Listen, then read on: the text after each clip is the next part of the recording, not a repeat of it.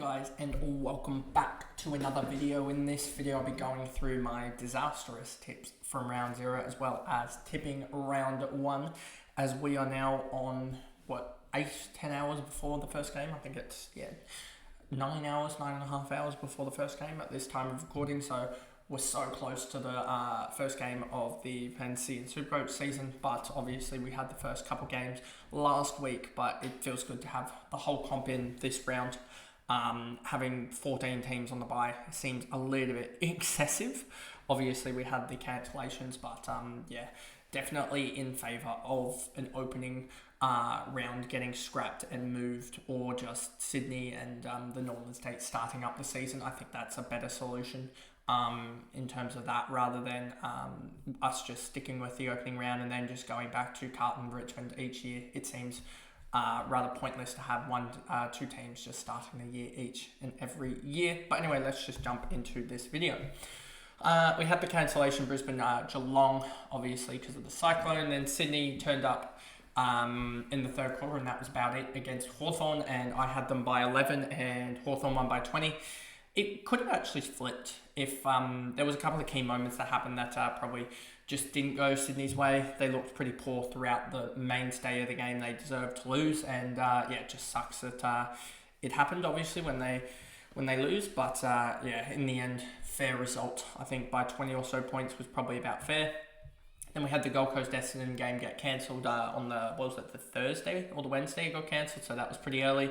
And then GWS absolutely smoked Collingwood, and Collingwood look old. And I know they have Houston coming back, and they've got DeGoey coming back soon. I don't think DeGoey's back this week, but they've got some guys coming back soon, so they should get better. But that looked bad.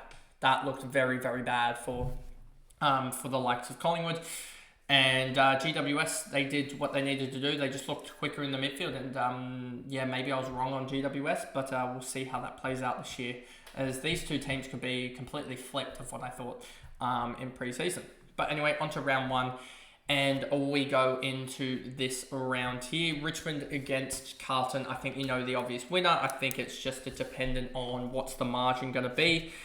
And so obviously Carlton's going to win this game. We don't expect Richmond to put up much of a fight, to be honest with you. Layla's playing off half forward, it looks like, with little stints in the midfield, so they don't even get that for Richmond's sake. Obviously, Carlton don't have Jagger or Nick Newman, which probably puts them at $1.05, not $1.01.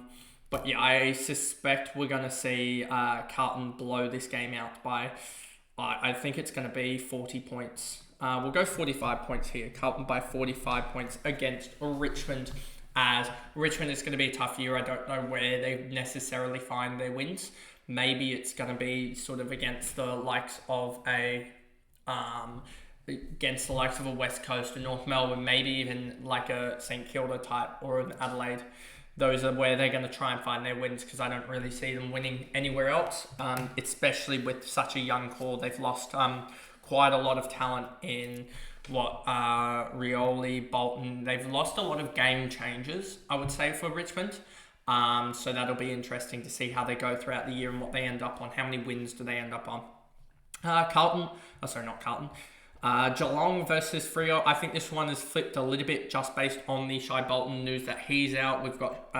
You've got also Hayden Young out. Obviously, Geelong, only player that I think has been ruled out from between their preseason hit out and their round 1 is Colin Chasney, I want to say. I think.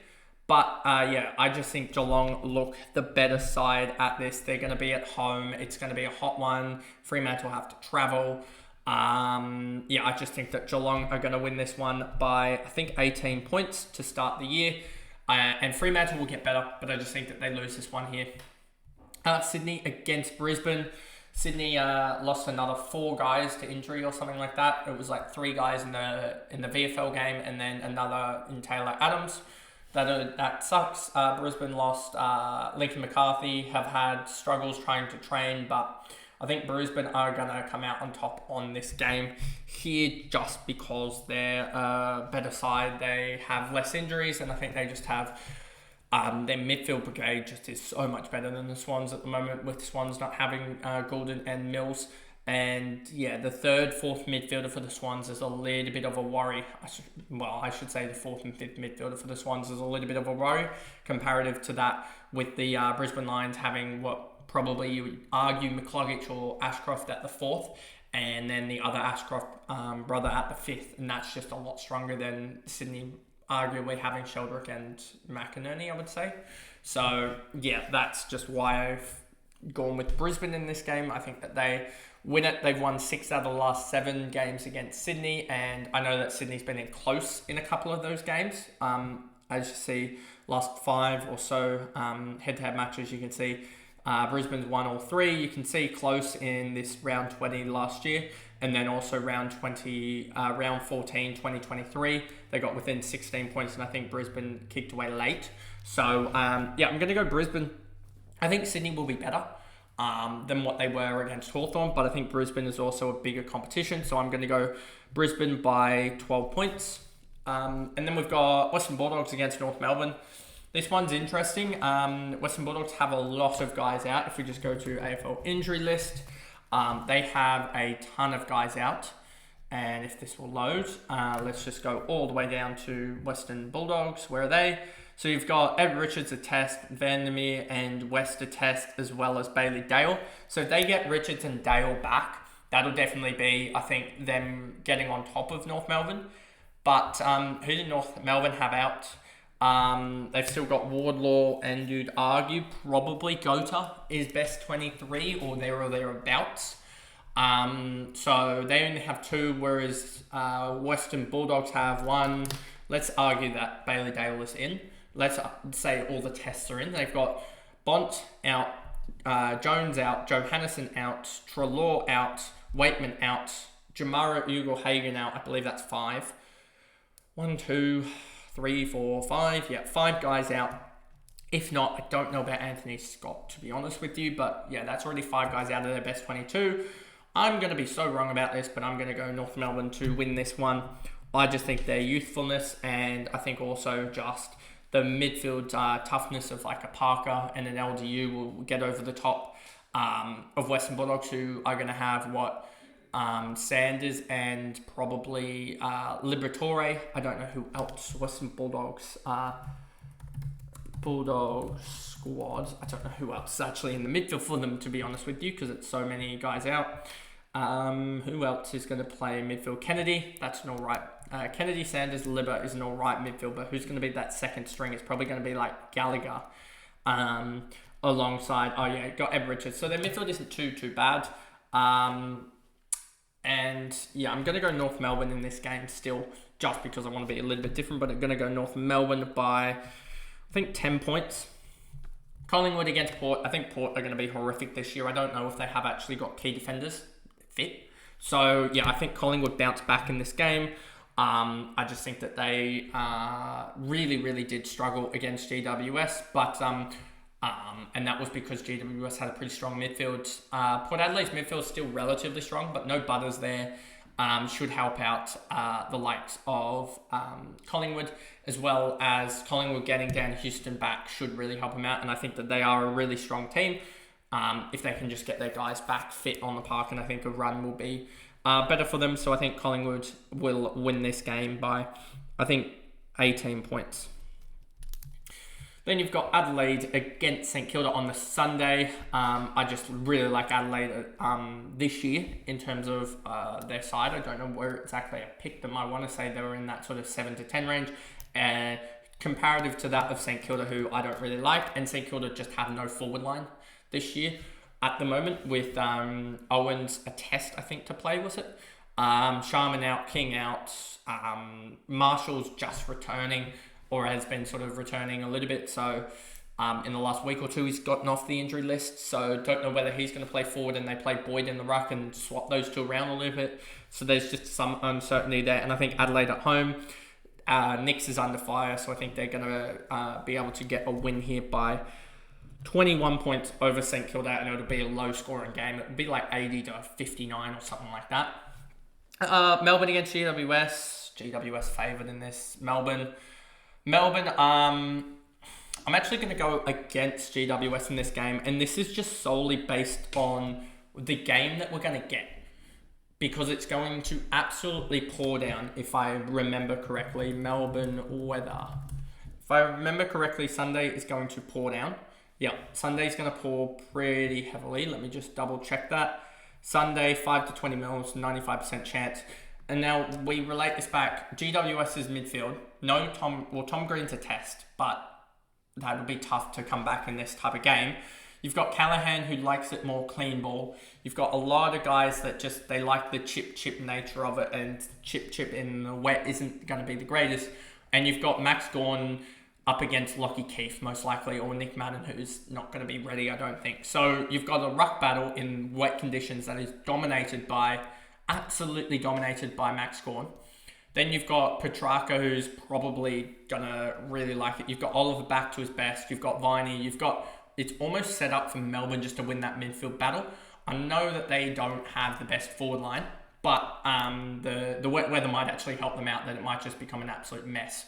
So I'm going to go against the grain and go Melbourne to win this one by 9 points in a close one at home. And then you got West Coast against Gold Coast. How horrific does that Gold Coast logo look like? You can't even barely see it. But yeah, I think that who I think can actually win, because I want to say West Coast, but they're missing Elliot Yeo. Harley Reid's had an iffy preseason, I would say. West Coast, they won't have Bo Allen. They won't have, I don't know if Elijah Hewitt's going to get selected or not. So you got that indecision there.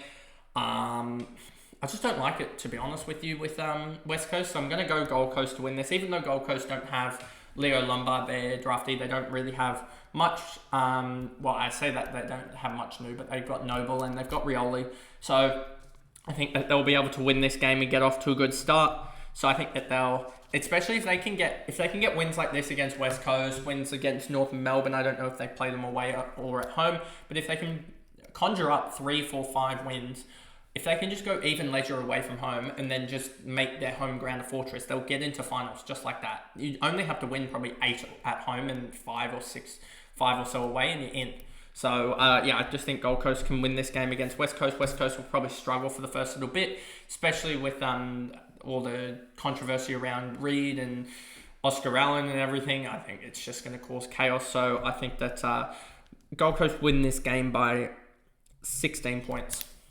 So those are the tips there for the round 1 of AFL. I'm hoping I go 9-9, but I wouldn't be surprised if there is a couple of tips that don't go right. Did I not tip the Hawthorn versus Essendon game? Let me just go back and edit the tips there and actually tip that one. I must have just missed it on the Friday night for some reason. So you guys are probably all going, why didn't you tip that one? So Hawthorn against Essendon. Let me actually change this back so that you can actually see it. Hawthorn against Essendon.